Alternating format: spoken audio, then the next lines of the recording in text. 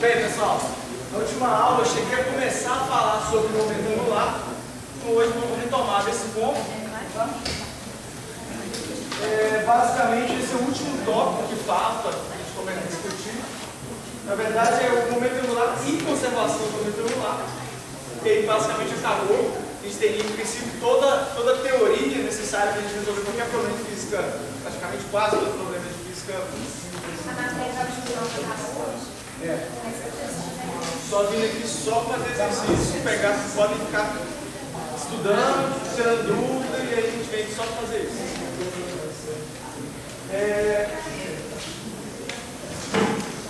Então, só para fazer um comparativo, a gente nós temos uma coisa que vocês, em princípio, devem estar estudando, que é basicamente o foco do capítulo 8, que é uma grandeza chamada momento linear. Tá? Então, associado, de maneira bem análoga, se a gente tem um momento linear, a gente deve ter, o momento linear tem a ver com a quantidade de movimento. Quando você tem um corpo, um objeto andando, né, fazendo uma certa trajetória. Quando você tem agora um corpo girando, tá, você também vai ter o que a gente vai chamar de momento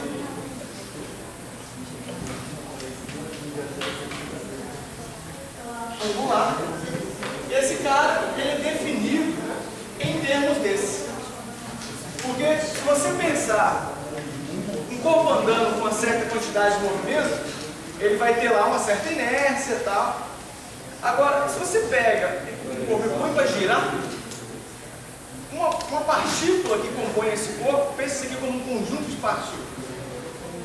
Essa partícula ela tem uma dada velocidade. Apesar dela estar girando, né, ela tem uma dada velocidade e uma massa, então ele acaba tendo um momento linear também. Tá? Então, só que se você pensar nisso aqui como um corpo como um todo, o momento angular, ele tem a ideia de definir o que seria o momento dessa grandeza como um todo, que é um objeto massivo girando. Tá? E aí você simplesmente, isso passa uma definição, o momento angular, ele é definido como o produto vetorial do R com o P. Aí de novo, quem é R? R é a distância do ponto de giro até onde a massa está, onde a massa está com aquele momento linear. Acho que a figura, antes de eu fazer uma figura, o que é o módulo de um produto vetorial? Por definição, o módulo de qualquer produto vetorial, isso vai ser módulo do primeiro vetor, módulo do segundo vetor, seno do ângulo entre os dois vetores. Isso é a definição que vem lá de geometria analítica. Tá? Existem duas maneiras um pouco comuns de mostrar isso aqui sem o ângulo. Tá? Em geral, você escreve isso assim, ó, isso é R ou P perpendicular. Eu vou mostrar o que é P perpendicular. No fundo, eu estou juntando esses dois caras. Tá? Estou pegando P seno de φ, é a projeção do momento em uma dada direção que eu estou chamando de perpendicular. Ou, depende de quem que você junta. Se eu juntar P seno de φ, é o P perpendicular. Se eu juntar R seno de φ, isso fica L vezes P. Aí você fala, o que é R? Nesse caso é L, é R seno de φ. Eu vou descrever aqui embaixo só para não confundir. E o que é P perpendicular? É P seno de φ. Depende de quem que você junta. Tá? Quem que você quer olhar? Porque no fundo, esse seno de φ está fazendo uma projeção. Projeção de quem? Ou do R, que a gente vai chamar de L, que é o braço da alavanca, ou de P, que você vai chamar de P perpendicular. Você fala assim, isso está um pouco obscuro, vou fazer um desenho que vai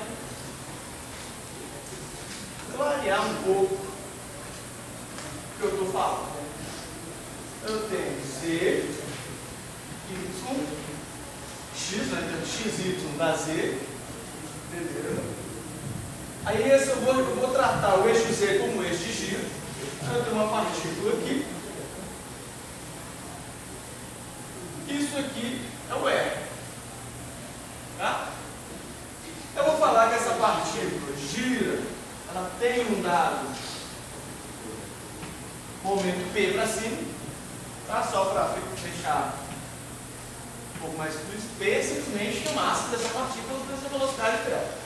Tá bom. Agora, olha só, qual é a definição do momento angular? R vector P.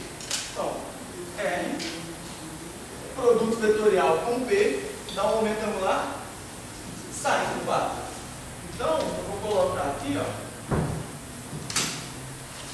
só para momento angular, L, tá aqui, é um vetor que está perpendicular a esses dois vetores aqui. Tá certo? Na verdade, esses dois vetores formam um plano, R e P, e o vetor L está sempre perpendicular a esses dois vetores. Esse desenho é R, o P está para cima, eu tenho um L saindo perpendicular a eles dois. Tá? Aí você fala, bem, quem que é o ângulo entre os dois vetores? É esse aqui. Aqui. Tá? Se esse é o ângulo entre os dois vetores, vocês concordam que se eu fizer uma paralelograma aqui, ó, esse pedacinho aqui, ó, é P perpendicular? Não é ele que está, ó, P seno de φ, não é exatamente esse tamanho aqui? É igual a isso aqui, ó. Certo? E você vê, ó, é esse pedacinho aqui, que eu vou deixar pontilhado, tá? Só para não... Esse pedaço vezes esse braço gera 90 graus, tá vendo? Isso gera um torque. Ou melhor, não torque aqui no caso, isso é o que define o giro. Porque você tem uma parte do P que está para cá, está na direção do próprio R, isso não faz esse cara girar. Não tem a ver com o giro, mas esse pedacinho aqui, ó, faz girar. É uma das maneiras de ver, que é essa aqui, ó. L é R vezes o P perpendicular. R vezes o P perpendicular. Esse é um jeito de ver. O outro é... peraí. O que é? Cadê? Deixa eu olhar no desenho para me fazer isso.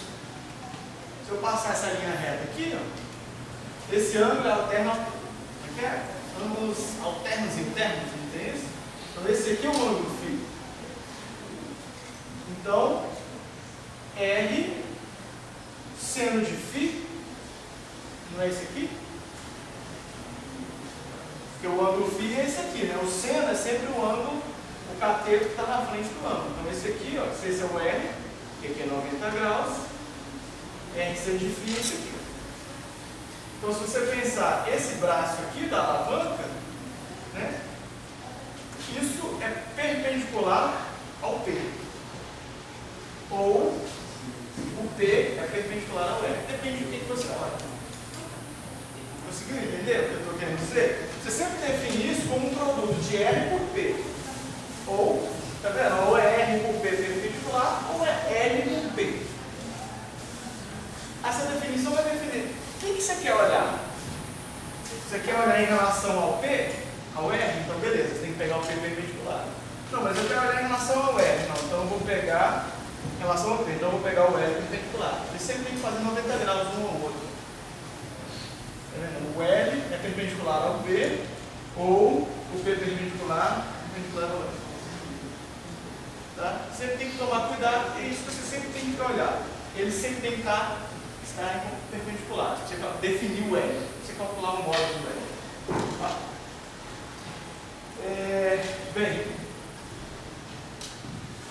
só para relembrar, quando existiu uma força resultante, pela segunda lei de Newton, se existe uma força resultante, necessariamente vai ter que existir uma variação do momento linear. Correto?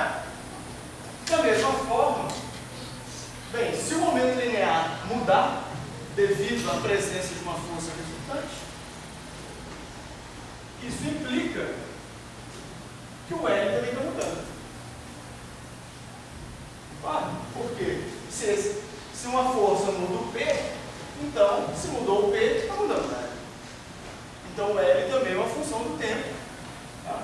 Então, eu quero saber o que é dL dt. Eu fiz essa conta na aula passada, só para refazer ela igual. O dL dt é como que o momento angular está mudando no tempo. O dp dt é como que o momento linear está mudando no tempo. Beleza. Vamos pegar aqui que é dL dt. Isso é d dt de R vec P. Então é derivada de um produto, regra da cadeia. dt produto vetorial com P mais R produto vetorial dp dt. dp dt, isso é a força resultante. Ok? Então, dr dt é a velocidade. Então, eu posso falar, olha, m desse v, d vec v mais r vec força resultante. Produto vetorial de dois vetores que são paralelos, ou seja, o vetorial de um vetor com ele mesmo, isso aqui dá zero, porque o vetor com ele mesmo, o ângulo é zero, então seno de φ, seno de zero dá zero, então isso aqui é zero por natureza, e R, produto vetorial com a força resultante, isso aqui é exatamente a definição de torque. Então você acaba falando, olha, o torque resultante é um dL. Tá? O que eu estou querendo dizer com isso aqui? Essas duas equações me dizem o seguinte, vou fazer uma análise entre elas, comparação rápida entre elas. Imagina que eu tenho uma partícula que está no espaço, parada, sem ação de força nenhuma. Aí ela vai lá e instantaneamente ela recebe uma força por um certo intervalo de tempo muito pequenininho, alguma coisa vai lá e bate nela. Quando aparece uma força resultante, o que acontece com esse cara? O momento dele, que é o produto massa vezes velocidade, se altera.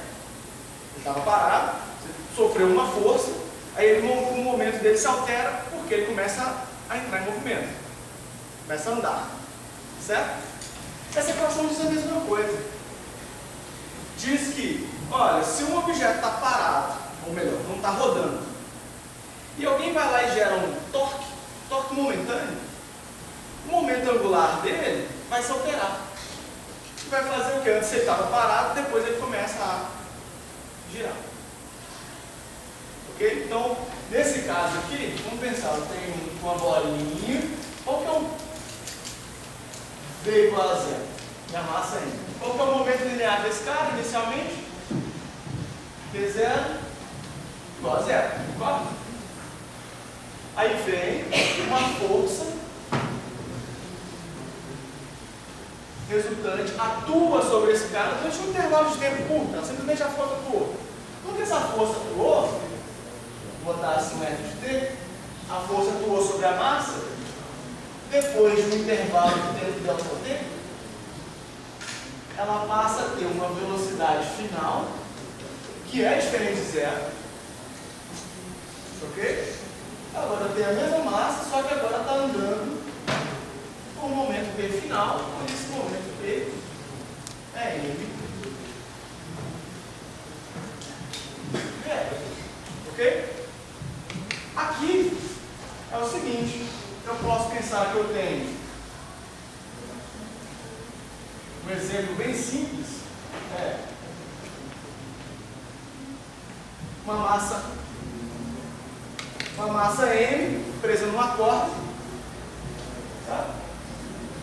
Qual que é o momento linear, angular desse cara? O momento angular desse cara.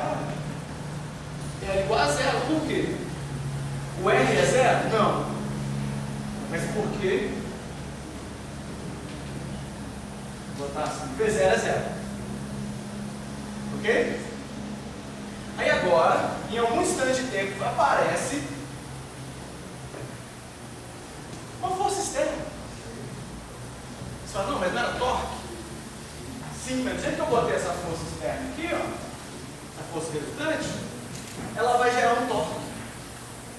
Não é isso? Ó? O que é o torque? É R, produto vetorial, com essa força resultante. Olha lá. R, aqui o vetor é R, eu vou deixar assim. Produto vetorial com a força resultante dá um torque saindo do quadro. Beleza? Então o torque vai fazer esse negócio fazer o quê? Girar. Beleza? No que esse cara começa a girar agora, tá? Então isso aqui apareceu uma força, depois quando você for olhar, esse cara vai estar fazendo um movimento circular, onde agora ele tem uma certa velocidade VF, ou melhor, um certo momento P, ok? Ele vai fazer um movimento de giro, ele vai girar aqui, tem o momento P, só que esse aqui é o R. Então, R, VEC, P, deu um momento angular saindo do quadro. Tá certo? Então, esse cara agora, você vê, então um torque causou uma variação do momento angular. Então, o momento angular antes era quanto? 0. Depois existiu o torque, o momento angular depois passou a ser diferente de 0. Esse cara agora está girando. Tudo bem? Sim? Não?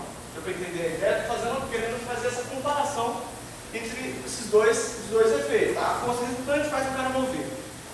Um torque resultante faz o cara girar. O que a força resultante muda? O momento linear. Então, ele tinha um momento, depois da força resultante ter atuado, o momento mudou. Aqui, o que o torque resultante faz? Você tinha um momento angular, que era 0, depois do torque, ele começa a girar. Tá certo? Essa é a ideia. Então, você consegue, em princípio, integrar. No fundo, eu estou fazendo uma conta de integração. Porque você concorda que se eu fizer dp é igual a força resultante de dt, eu integro dos dois lados, é exatamente o que eu estou obtendo aqui, um momento depois. A força resultante, a integral da força. O que é a integral de dp mesmo? Alguém? Integral de dp, d final, menos p inicial, não é isso?